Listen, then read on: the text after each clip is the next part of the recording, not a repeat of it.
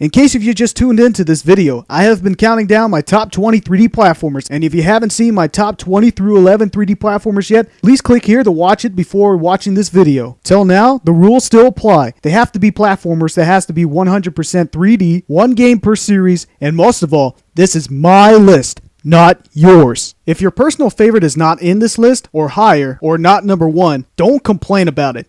Deal with it. I'm a man who's entitled to his opinions, and these are not only my personal picks of what my favorite 3D platformer games are, but these are my picks of some of the greatest games I have ever played. So let's begin my top 10 3D platformers. Number 10! Conker's Bad Fur Day. Yep, I know that this game has been praised to death, and I agree with many of you that it's a fantastic game. It has really great exploration, the best comedy ever in a video game, and the game innovated voice acting on the N64 at the extended level that the PlayStation 1 has. There is so many shit thrown in this game that was just hysterical, like the ability to kill anybody in the most brutal and most violent way. Biggest number of shit ever in a game, and literally a giant boss entirely made out of shit. Tons of movie parodies like Saving Private Ryan, plenty of alcohol, drugs, cursing, sexual references, and so much more that made this game strictly for adults. And more than half of the people I know that play that game loved it. But with all the praise, why did I put it at number 10? Well, to be honest, Rare was showing off what the N64 can do in terms of cutscenes and voice acting at a very extended level that focused us to watch more of the cutscene and have less to do with platforming. Am I the only one who knows that if you skip all the cutscenes, your hours of gameplay is reduced by half? Also, there were a lot of stages that were control throwing frustrating, such as the racing stages and underwater levels. It's a great game with a lot of flaws, so that's the reason why it's number 10. Number 9! To me,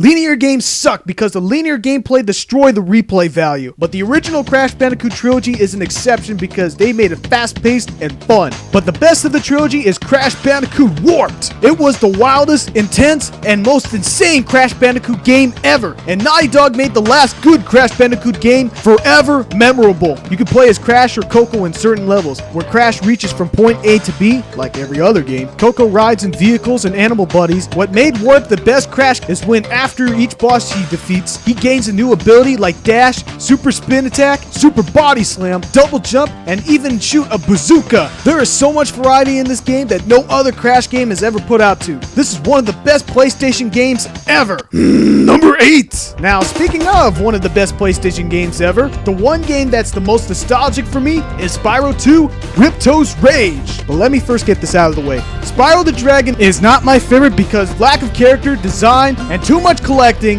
and Spyro Year of the Dragon is not the best because playing those other characters besides Spyro destroys the replay value. To me, Spyro 2 is the best because there was nothing that destroyed the replay value. You play as Spyro 100%, gain new abilities, and non-repetitive gameplay, and hands down the best swimming mechanics ever in a video game. There are so many video games that suck swimming underwater, but this one actually did it right by making the controls right and made it fun. But man, I love the magic and friendly feel that this game holds. This game has very memorable characters, the best boss fight of the entire series, so many quests, and so much more that's saying a lot for a Spyro game. Nevertheless, Spyro 2 holds a special place in my heart and earned a perfect spot at number 8. Number 7! I know that you were all expecting to see a Sonic 3D game in this list, and each of you fanboys will love to bitch about my choice. I want to make things clear. Sonic in 3D does not suck, with the exception of 06. But my history with Sonic in 3D goes way back in the 90s, when I played Sonic Jam on the Sega Saturn, and I thought it was brilliant to finally see Sonic in 3D. But sadly, it took me a while to realize that it was a Sonic compilation, and there were no levels to play as Sonic in 3D, and it pissed me off! But years later, when I finally got a chance to play Sonic Adventures on the Dreamcast, I thought it was Sonic's answer to Mario 64. I love the atmosphere in Sonic Adventure and the open world that I can explore. It fulfilled my satisfaction for a Sonic game because not only you get a chance to play as Sonic, but as well as Tails, Knuckles, Amy, E102,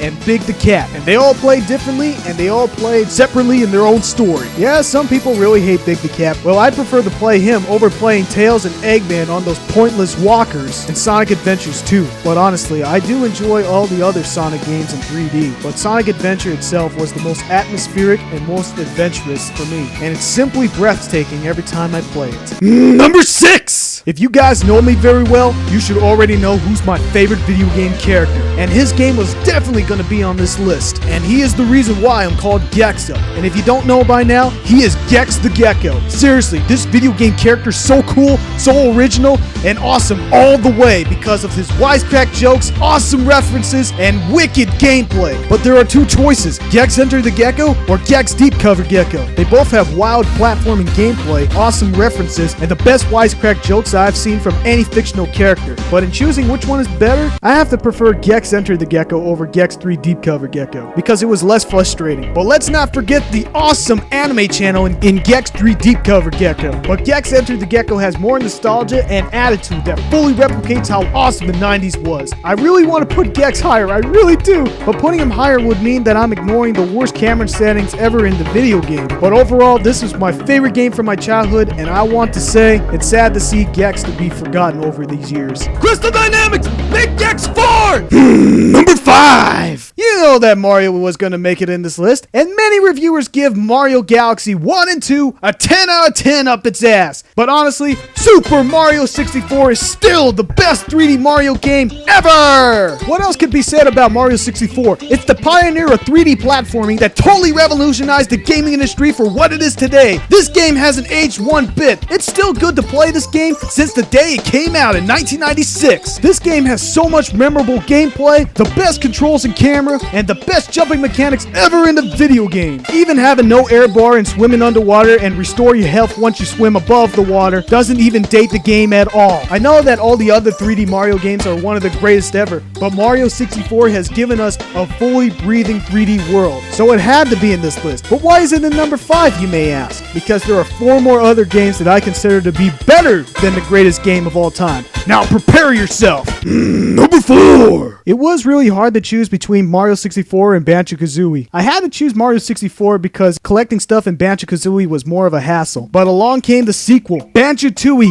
capitalized both Mario 64 and Banjo-Kazooie combined. Banjo-Tooie itself is a true video game sequel. Why, you may ask? Because you're able to keep all your powers from Banjo-Kazooie right from the start, plus get new powers that advances your gameplay rather than just play the sequel and forces you to recollect all the same powers. I prefer Tooie overall because it was much better theme and design, darker tone but as well better comedy, better transformation, bigger surprises, and most of all expanded it to another level and fixed every problem I had from the prequel. If that's not enough, you can transform into a T-Rex and turn Kazooie into a dragon. Holy shit, that's amazing! And it's sad to see that we never seen a game like this in the Banjo-Kazooie franchise. Number 3! One game that has more originality and creativity than any other game on this list, it's Psychonauts. And it's a criminally underrated gem. After the commercial failure of Grim Fandango, Tim Schafer left LucasArts, and then years later he started Double Fine Productions and made this game. Psychonauts itself has plenty of exploration, stuff to buy and collect, and RPG elements where you can learn new powers by collecting these collectibles called figments. Also, the powers and abilities such as rolling on a salmon ball, telekinesis, and so much more that a psychic can do is far more original than any Banjo-Kazooie powers. Also, the story is phenomenal. Unlike other 3D platformers where they simply enter a portal to get to a level and have no cause or point in moving or changing the story, you are able to enter a person's mind and play it as a level. And inside each of these characters' minds is very differently designed than the other. There is so much adventure elements and so many challenges to face. And if you never played this game before, get it on the Xbox Originals because it's an experience that you cannot miss. Number 2! Many 3D platformers in this list has a lot of exploration, but none of them can even compare to the magic, beauty, and wonder that this adventure actually holds. And that game is Jak and Daxter: The Precursor Legacy. This game itself was jaw-dropping, mesmerizing. What made me adore this game so much is how fun it was to collect stuff,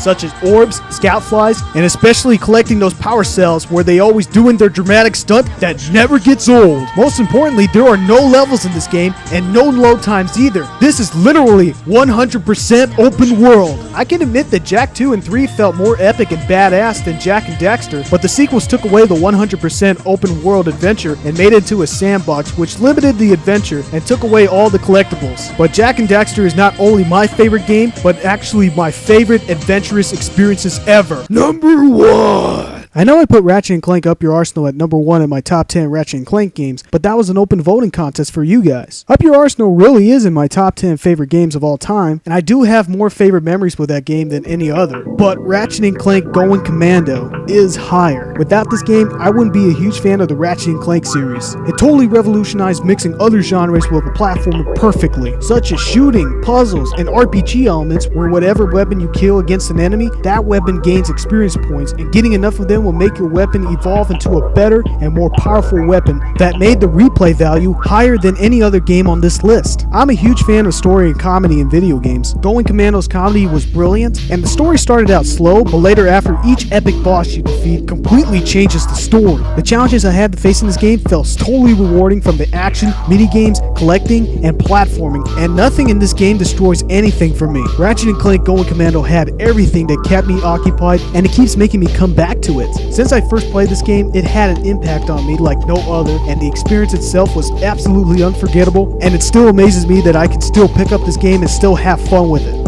Ratchet & Clank Going Commando is my favorite 3D platformer game ever. So that's my top 20 3D platformers. Hope you enjoyed it. See you on the next one.